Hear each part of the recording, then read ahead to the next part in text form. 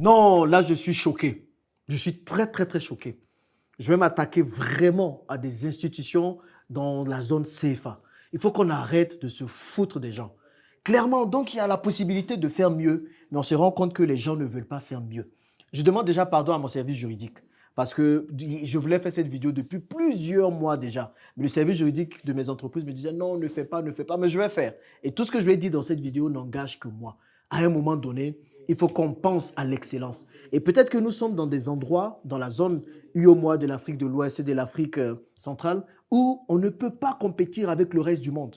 Ce que je vais partager avec vous montre clairement pourquoi nous sommes dans la zone CFA en retard et pourquoi les entreprises qui sont dans cette zone-là ne peuvent pas vraiment avancer. Je vais partager avec vous tout ça. Je suis toujours en Nairobi, pour ceux qui le savent déjà. Donc, je suis ici au siège de EasyBox, mon entreprise de logistique ici.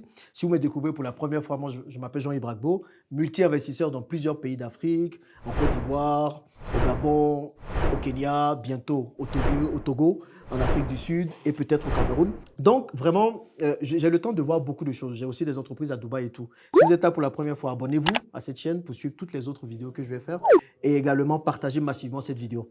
Avant de rentrer dans le vif du sujet, j'ai juste besoin de votre aide. Là, vous voyez ces 3 sacs. On est en train de rebrander les sacs de livraison qu'on utilise. Donc, qu'est-ce que vous préférez? Est-ce que vous préférez ce sac rose? Il est rose. Moi, je trouve ça beau. Donc, ça, c'est l'option 1. Mettez-moi, je choisis le sac 1, si vous préférez celui-là. Est-ce que vous préférez le sac bleu? Si vous préférez le sac bleu, mettez 2 en commentaire. On va garder ce sac, il est plus intéressant. On va juste enlever Carrefour, EasyBox Logistique, Green and Sustainable. Donc voilà, on garde ce sac-là. Ou bien, est-ce que vous préférez le sac noir?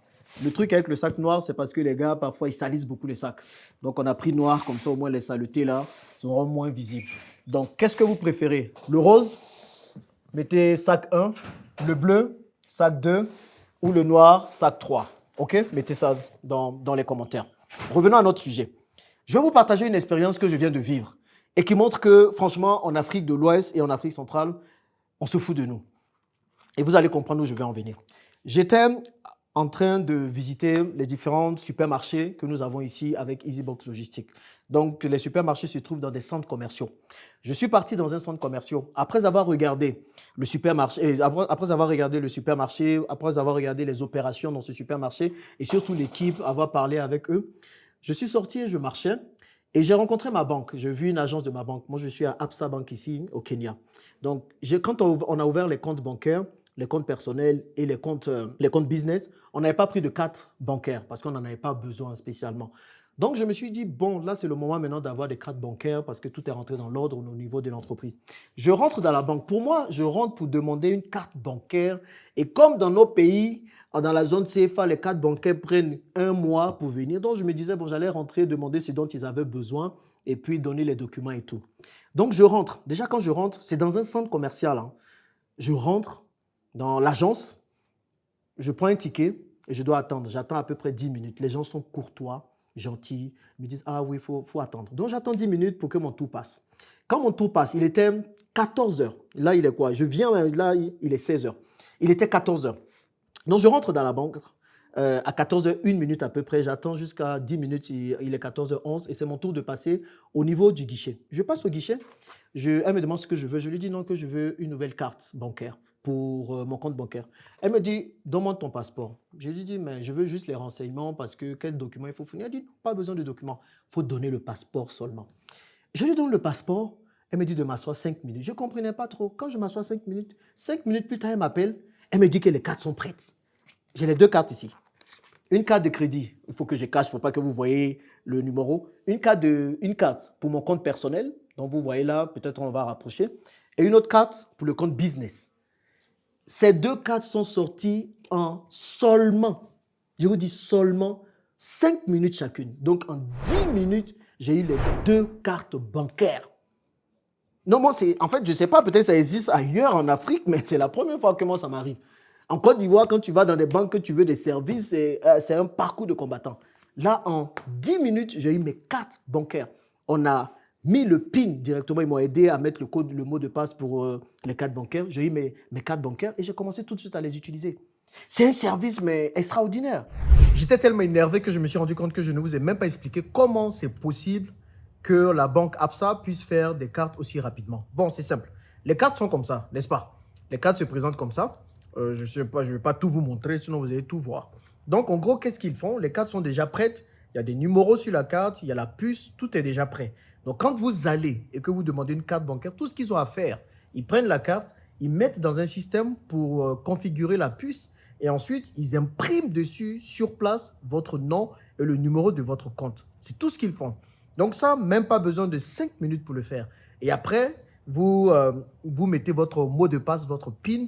Donc, il y a une autre machine où vous insérez la carte et puis vous mettez votre PIN vous-même et tout est enregistré. Et vraiment, la minute, sinon la seconde après, vous pouvez utiliser votre carte. On retourne à l'histoire parce que ça ne va pas rester comme ça. Et pareil aussi, pour EasyBox ici, comme je suis en train d'avoir de nouveaux marchés, j'ai demandé un prêt bancaire pour pouvoir avancer avec l'entreprise. En 2 semaines, ils ont donné le prêt bancaire. 2 semaines, je vous dis. Et ils m'ont même pas demandé de documents parce que j'avais déjà tous mes documents chez eux quand j'ai ouvert le compte bancaire. Donc, ils ont demandé juste des chiffres par rapport à l'entreprise sur la dernière année. Eux-mêmes, ils ont tous les documents là-bas. Et donc, en 2 semaines, j'ai eu un bon prêt. Pareil aussi à Dubaï. Une de mes entreprises là-bas a aussi, c'est la banque même qui m'appelle pour me dire, monsieur, on voit tous vos flux et on se dit que voilà, on veut vous accompagner. Vous imaginez la banque qui appelle pour dire qu'on veut vous accompagner. Donc, ils me disent que là, ils ont à disposition l'équivalent de 100 000 euros. 100 000 euros qui fait à peu près 400 000 dirhams, 65 millions de francs CFA. Si je veux développer mon entreprise à Dubaï. Pour ceux qui sont en France, vous savez aussi comment ça se passe. En France, vous allez voir la banque pour avoir des prêts bancaires. On vous donne les prêts bancaires. Je n'ai pas envie de dire facilement, mais vous pouvez les obtenir. Maintenant, revenons à la zone CFA. On va prendre le cas de la Côte d'Ivoire, on va prendre le cas du Cameroun ou d'autres pays.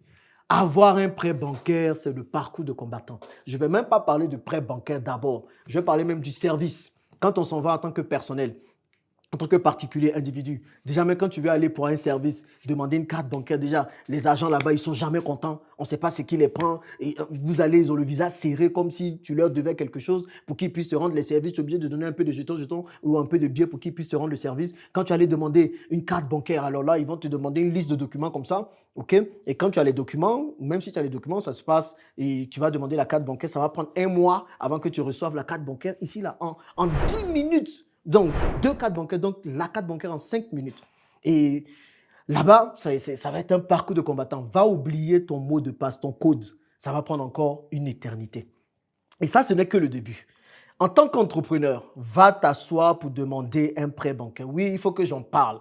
Parce que nous tous, on pense qu'avoir des prêts bancaires en Afrique, c'est facile. On va le faire. Non, ce n'est pas facile, les gars. Mes entreprises aujourd'hui, je vais prendre ma société de transport, CIA Transport et Logistique à Abidjan. C'était un parcours de combattant pour pouvoir avoir des prêts bancaires avec les banques. Pourtant, je garde toute la comptabilité nécessaire. Pourtant, je suis strict au niveau de la comptabilité. L'entreprise a 2 ans d'existence. Mais pour avoir des prêts bancaires, on demande une liste de documents comme ça. Plus de 50 documents qu'il fallait fournir à certaines banques. On a vu plusieurs banques, certaines banques. Tu fournis tous les documents, mais ça ne suffit jamais. Et en dehors de ça, ça prend du temps, énormément de temps. Je parle avec frustration parce que quand vous êtes en Côte d'Ivoire et que pour que vous ayez des prêts bancaires, vous prenez autant de temps. Et que dans d'autres pays comme le Kenya ou Dubaï ou la France, ça va vite. Vous comprenez pourquoi on est souvent en retard. Vous comprenez pourquoi. Et la Côte d'Ivoire, pour moi-même, est peut-être plus avancée que certains autres pays en termes d'opérations bancaires. Et là, je me suis énervé, pas plus tard qu'il y a 3 jours, avec un conseiller bancaire avec qui on voulait prendre un prêt pour acheter de nouveaux véhicules pour notre business. Le gars, on a passé 3 mois, je vous dis 3 mois, pour déjà réunir les dossiers. On donne des dossiers, on donne tout, les relevés bancaires, les états financiers, tout. Il revient, il veut encore d'autres dossiers. On lui donne, il veut encore d'autres dossiers. Et là, il m'appelle la dernière fois pour me dire, bon, là, on a besoin de 2 dossiers. Il dit lesquels? Il dit, il veut mon extrait de naissance, l'extrait de naissance de mon papa, l'extrait de naissance de ma mère. Je lui dis, mais ma mère et mon père ont quoi à voir avec le prêt bancaire que je veux prendre pour mon entreprise? Ils sont morts déjà. Mon père est mort, ma mère est décédée. Donc, ils ne vont pas payer. Pourquoi vous avez besoin de ça? Non, c'est pour voir l'affiliation. Je dis, mais l'affiliation va servir à quoi? Hein? Je vous montre les états financiers, je vous montre mes relevés bancaires, je vous montre tout ce qui rentre dans la compagnie. Vous avez besoin encore de quelle autre information? Et comme si ça ne suffisait pas, le gars me dit, non mais tenez-vous bien, le gars me dit, il a besoin que je fasse une vidéo de là où je me trouve, de mon lieu de résidence, et que je fasse une localisation de là où j'habite parce qu'ils veulent être sûrs que j'habite dans l'endroit où je dis que j'habite. En fait, ils demandent des informations dont on n'a pas besoin pour le prêt bancaire. Et ce ne sont pas des informations qui vont me permettre de rembourser le prêt bancaire. Et ça, ce n'est pas la seule banque avec laquelle j'ai eu ces soucis-là. 2 ou 3 banques, on demande des listes de documents comme ça, des listes de documents inutiles parfois, qui ne vont même pas servir dans l'analyse du dossier. Et vous allez vous rendre compte que dans la zone francophone en Afrique, la paperasse nous tue. La paperasse nous tue énormément. Et comment vous voulez que nous, en tant qu'entrepreneurs, on a des entreprises, on est en train de créer des emplois, créer de la richesse, qu'on ait encore le temps d'aller faire 100 000 papiers pour venir demander un prêt. Pourtant, ce n'est même pas beaucoup qu'on demandait. Je demandais juste 200 millions de francs CFA. 200 millions de francs CFA, ça fait 300 000 euros pour tout l'argent qui était investi dans cette entreprise. Je pense que ce n'est pas beaucoup. Donc, aujourd'hui, vous vous rendez compte de pourquoi des entreprises dans d'autres pays évoluent vite. Pour une entreprise, pour qu'elle puisse passer une certaine étape, elle a besoin de plus de financement. Et les financements sont importants. Moi, en réalité, en Côte d'Ivoire, on n'a pas besoin de financement pour notre entreprise puisqu'on a financé assez. Mais pour que l'entreprise soit vraiment stricte, qu'elle soit reconnue au niveau des institutions bancaires, c'est toujours intéressant d'avoir une ligne de crédit. Donc, de prendre un prêt et de montrer qu'on peut rembourser ce prêt-là. Mais quand vous êtes dans des endroits où pour avoir un prêt, c'est compliqué. Pour avoir un financement, c'est compliqué. Quand on parle des banques, vous posez des questions. Vous comprenez, ici, un prêt en 2 semaines et je peux continuer mes activités. Il n'y a pas eu de paparazzi, il n'y a rien eu de tout ça. Des cartes bancaires en 5 minutes. À Dubaï, on vous appelle, mais pour dire on va vous donner de l'argent. Vous voyez un peu pourquoi les entreprises ailleurs sont compétitives. Mais ces entreprises-là, comment en Afrique francophone, où il y a le CFA, on peut lutter contre ces entreprises? On ne peut pas. Moi, aujourd'hui, c'est parce que j'aime l'Afrique que je suis encore en Côte d'Ivoire. Sinon, je serais à Dubaï avec tout l'argent qu'ils me proposent. J'allais faire mes entreprises là-bas.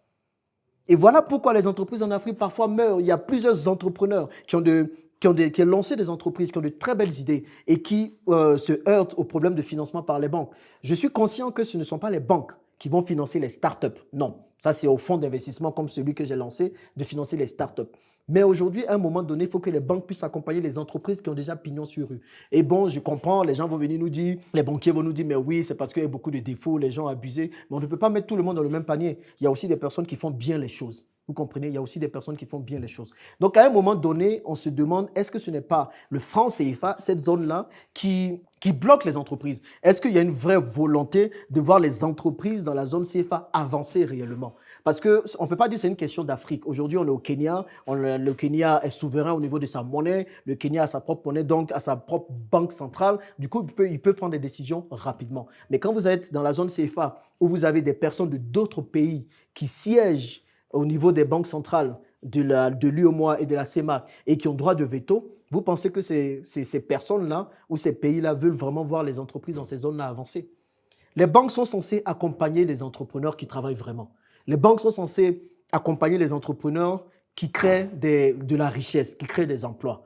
Mais à un moment donné, quand on se heurte à ce mur de financement, ça devient difficile de grandir.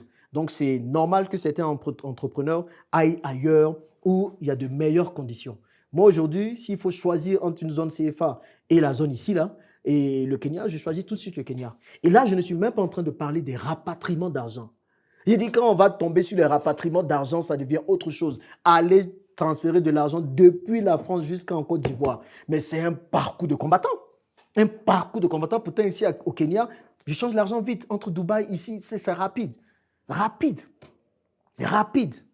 Donc, nous sommes dans une zone où les transferts d'argent sont compliqués.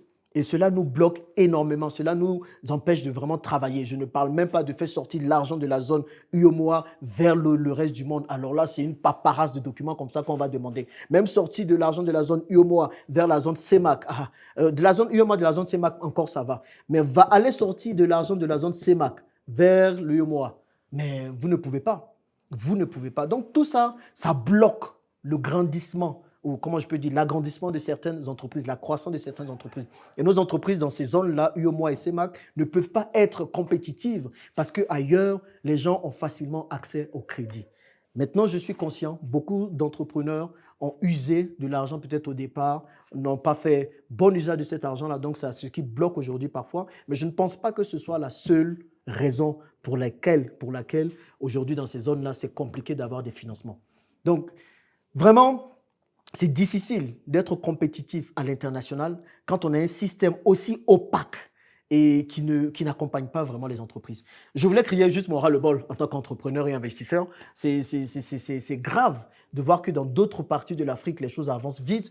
Et puis chez nous, bah, voilà, c'est encore lourd. Nous sommes encore comme des éléphants de l'époque coloniale. Vraiment, c'est compliqué. Vraiment, c'est encore compliqué. Dites-moi ce que vous en pensez dans les commentaires. Vous qui êtes entrepreneur, certainement, vous avez déjà vécu ce genre de choses-là. Et puis, n'oubliez pas de me dire lequel des cinq vous préférez. Voilà ce que je voulais partager avec vous. Allez, on se dit à bientôt.